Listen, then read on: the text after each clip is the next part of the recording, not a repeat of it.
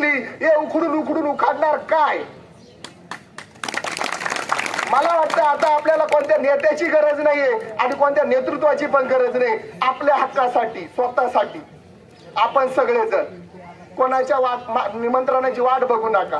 जिथं जे आंदोलन मिळेल, आज कळसमध्ये असू द्या, उद्या गणोऱ्यात असू द्या, अजून संगमनेर मध्ये कुठं आहोत, जिथं जिथं शक्य आहे कोणाची वाट बघू नका का मला बोलवलं नाही, मी सरपंच असून मला निमंत्रण दिलं नाही. स्वतःहून उड्या मारू आपण. आणि आता गरम तापलंय तवा सगळा, कारण की लोकसभेला सगळ्यांना कळालंय. पहिल्यांदा कुठल्या तरी सरकारच्या तोंडातून वाक्य आलंय, शेतकऱ्यांमुळे आमच्या काही जागा पडल्या, शेतकऱ्यांमुळे आम्हाला अपयश आलंय. आता गरम हातोडा आहे, घाव असा मारा, एक घाव दोन तुकडे.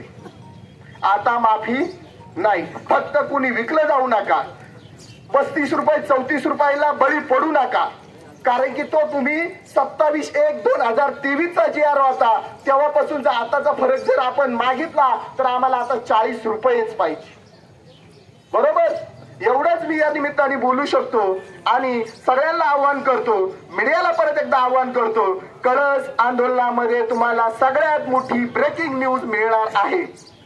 जे अधिवेशन मुंबईला चाललंय त्या अधिवेशनाला दखल घेऊन सांगावं लागेल की खऱ्या अर्थाने कळस आंदोलनामध्ये जो आज संगमनेर अकोले तालुक्यातला दूध उत्पादक शेतकरी जो उतरलाय त्याचं तुम्हाला दखल घेऊन हे रेट पुढच्या काही दिवसात मार्गी लावावं लागेल. अन्यथा 5 तारखेनंतर रोज एक ट्रॉली आपण प्रशासकीय कार्यालयापासून उभरून निघून यायचं. मागणी सुद्धा मागायची नाही, चर्चा नाही, काहीच नाही.